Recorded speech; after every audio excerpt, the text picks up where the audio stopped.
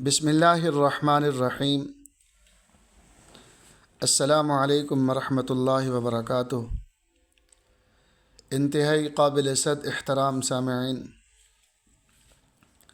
آج ہمارا سبق سورۃ الفجر کی کچھ آیات مبارکہ ہیں۔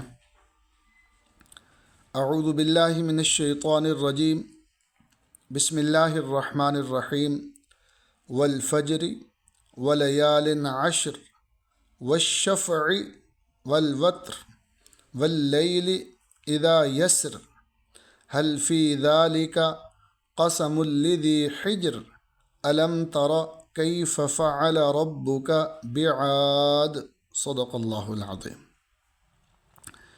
سامعین، سب سے پہلے یہاں قسمیہ ہے جار، جس طرح والعصر کے شروع میں قسمیہ ہے جس کا معنی ہے قسم، اور الفجر اسم ہے جس کا معنی فجر، حرف عاطفہ جس کا معنی اور، لیالن لیل کی جمع ہے، اسم ہے جس کا معنی راتیں، اور عشر یہ عشرہ 10 گنتی میں بھی عشرہ کا لفظ استعمال ہوتا ہے، اور حرف عاطفہ الشفع اسم جس کا معنی ہوتا ہے جفت یعنی جوڑے، حرف عاطفہ اور وتر جس کا معنی ہوتا ہے طاق اکیلا، واللیل حرف عاطفہ اللیل اسم ہے جس کا معنی رات، اذا کل کے سبق میں ہم نے پڑھا تھا کہ اذا کا معنی ہوتا ہے جب۔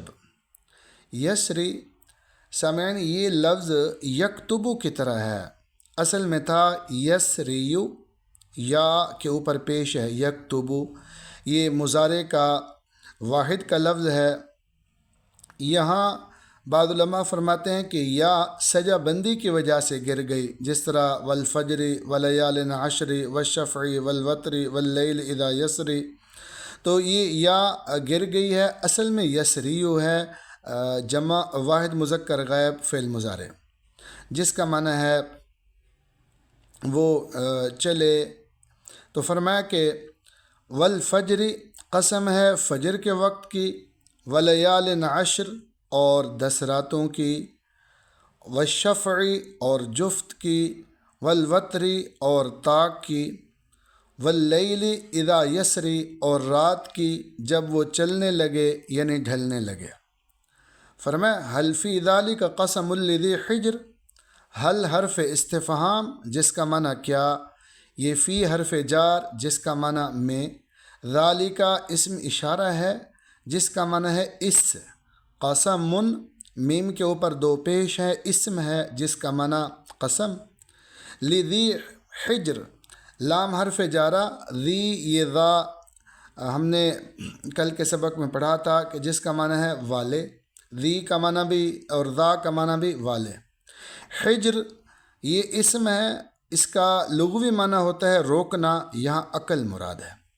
تو اللہ پاک فرماتے ہیں حل فی ذالک قسم لذی حجر، ایک عقل والے کو یعنی یقین دلانے کے لیے یہ قسمیں کافی ہیں کہ نہیں۔ فرمایا الم تر کیف فعل ربک بعاد، کل کے سبق میں ہم نے پڑھا تھا کہ یہ حمزہ استفہام کا عموماً اس کا معنی ہوتا ہے کیا، اور لم ترا کی پوری تحقیق ہم نے سورۃ الفیل میں پڑھی تھی کہ یہ لم جازمہ ہے، یہ ترا یہ واحد مذکر حاضر مضارع کا لفظ ہے، اصل میں تھا تر آیو، تو عربی گرامر کے قانون لگنے کی وجہ سے صرف تارا بن گیا، مزید تفصیل ہم سورۃ الفیل میں بھی دیکھ سکتے ہیں۔ تو واحد مذکر حاضر، الم ترا کیا تو نے نہیں دیکھا، کیفا یہ کل کے سبق میں بھی لفظ استعمال ہوا تھا، حرف استفہام ہے جس کا معنی ہوتا ہے کیسے، فعل ربک یہ فعل کتبہ کی طرح واحد مذکر غائب اس نے کیا، ربک رب اسم ہے اور کاف ضمیر واحد مذکر حاضر آپ کا رب، بعاد با حرف جارہ ہے، اور عادن یہ اسم ہے قوم عاد۔ تو اب آیت مبارکہ کا ترجمہ ہوگا الم تر کیف فعل ربک بعاد، کیا تم نے دیکھا نہیں تمہارے پروردگار نے عاد کے ساتھ کیسا سلوک کیا۔ تو سامعین، یہ سورۃ الفجر کی کچھ ابتدائی آیات مبارکہ ہیں۔ سامعین، جس طرح ہم نے کل کچھ الفاظ کی دہرائی کروائی تھی جو کہ ہم نے پہلے بھی پڑھے ہوئے تھے، آج ہم تھوڑے سے وقت میں ہم نے جو ماضی کے 14 لفظ پڑھے تھے، صرف تھوڑی دیر ان کو دیکھ لیتے ہیں۔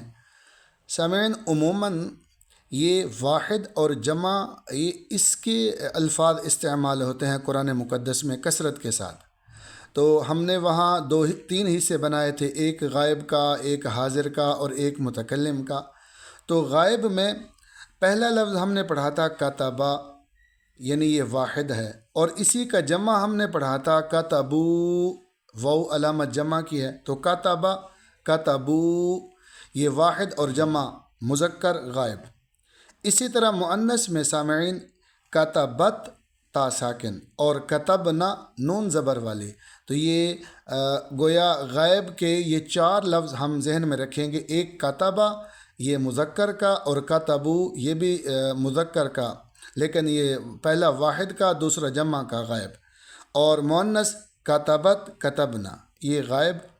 اسی طرح سامعین حاضر کے بھی ہم نے یہی اس طرح 4 لفظ ذہن میں رکھنے، کتبتا یہ واحد مذکر حاضر، کتبتم یہ جمع مذکر حاضر، اور کتبتی یہ واحد مؤنث حاضر، اور کتبتنا یہ جمع مؤنث حاضر۔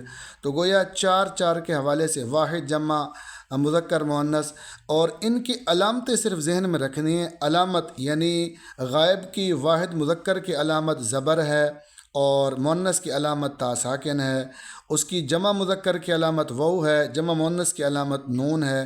اسی طرح تا، تی یہ زبر زیر، یہ اس کی مؤنث اور مذکر میں فرق، اور تم اور تننا یہ مؤنث اور مذکر میں فرق۔